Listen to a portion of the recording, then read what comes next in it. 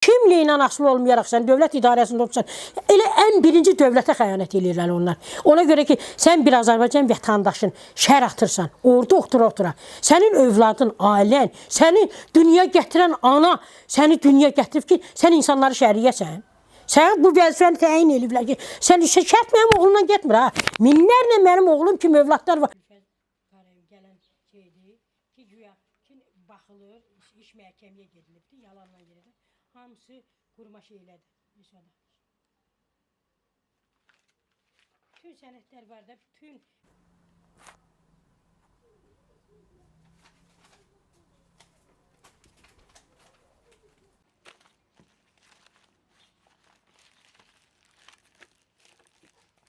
oğlum İbişov Sübhan 2 il bundan qabaq bantizmi tərəfindən tutulmuşdu.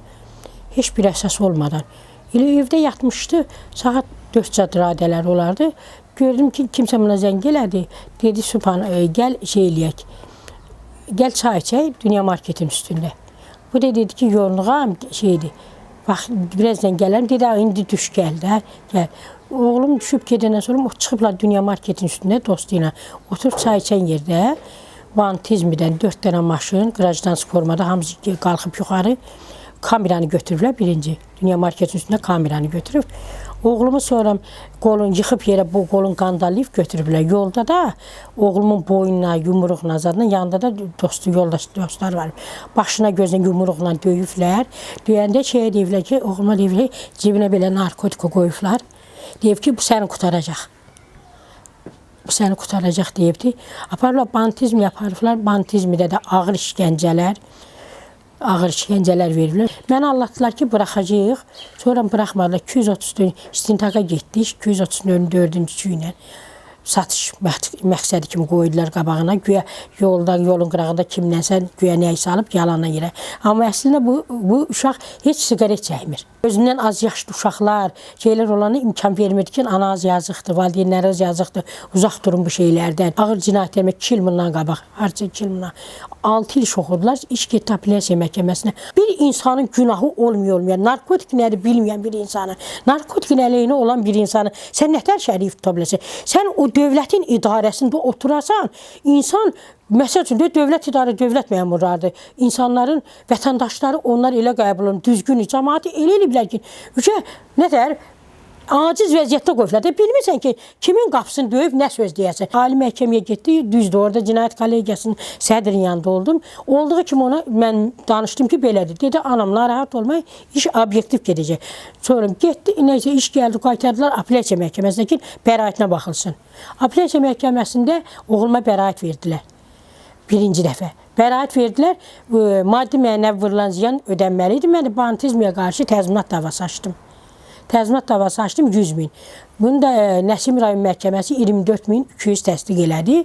Verdi apellyasiyada qüvvədə qaldı, ailəyə vermədilər.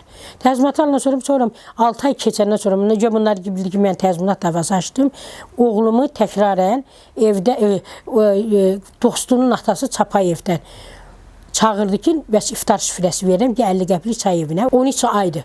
13 aydır yenə də övladım içəridədir. Tapa bilmirəm. Zəng vurdum, telefonda da zəng çatmır. Sonra getdim bantizmə, dedilər, burada yoxdur. Sonra bir nəfər rayon polis idarəsindən dedilər ki, anam, axtarmağa dəyməz Sübhan bantizmdədir. Dedi ki, siz niyə gelib təzminat istəyirdiniz? Siz niyə bəraət alırdınız Sübhana?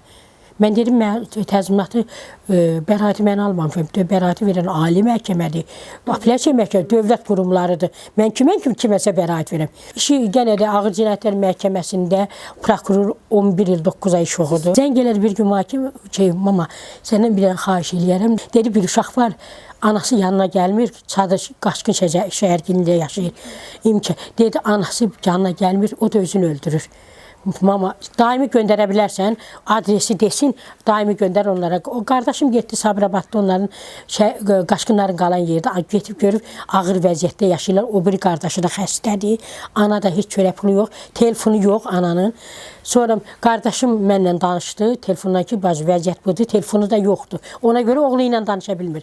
Mən də qardaşıma dedim ki, qayıt Bakıya, sadə bir telefon alaq, verək ona. Anası ilə nömrəni verək, anası nömrəsini qoysun oğlu ilə. Neysə gəldi, qardaşım Bakıya, ona bir dənə getdik, ucuz telefon aldıq. verdi, apardı. Qardaşım ikinci dəfə apardı, verdi anasına. Anasının nömrəsini də qoydu üstünə. Sonra o bizə zəng vuranda şey elədi. Mən anası ilə yığdım ki, filan saatda yığacaq oğlunuz. Qoşdu xəttə mənlə də konfrans elədim. Danışdı anası ilə. Sonra Sübhan mənə dedi ki, vəziyyətləri ağırsa belə bir şey eləyək. Sənin gücün çatar, bazarlığı eləyəsən, deyəsən ki, gətirib burada verirsən, deyəsən anan göndərib, anası göndərib. Orada uşaqlar deyir ki, səhərə qədər yuxu yatmırdıq, səhərə qədər həkim çağırırdı o uşağın üstünə. O uşaq özündən gedəndə də epilepsiya və ağır vəziyyətə düşəndə prokuror, sən günahsız bir insana 11 il, sən nə qədər vicdanı itirəsən, nə qədər, mən eləsinə Azərbaycan vətəndaşı demirəm. Mən elə prokurorlara vətən xaini deyirəm. Onların hamısı bu dəqiqə cinayət daşıyırlar. Onların hamısı bu dəqiqə həbs olunmalıdır. Səhv danışdıqlarına görə. Nə bilim, dövlətin darısı, kim o hüququ sana, o kim verib? Sən mənlə övlad böyütmüsən, sən mənim övladıma şər atırsan. 11 il iş oxudu. 11 il iş oxuyandan sonra hakim getdi, şeyinə gəldi, dedi ki, nə, 1 il 4 ilə yendidi, 1 il rekesifi, 3 ildə narkotikini verdi. Plakənlərlə də çüf gələsən, oğluma deyələrsən ki, Sübhan, mən əlimdən gələni elədim sənə. Avropa məhkəməsinə qədər gedəcəm. Hara lazımdır gedəcəm. Onlara mən yol ver. O kimdir ki? Kimliyilə asılı olmayaraq sən dövlət idarəsində olursan.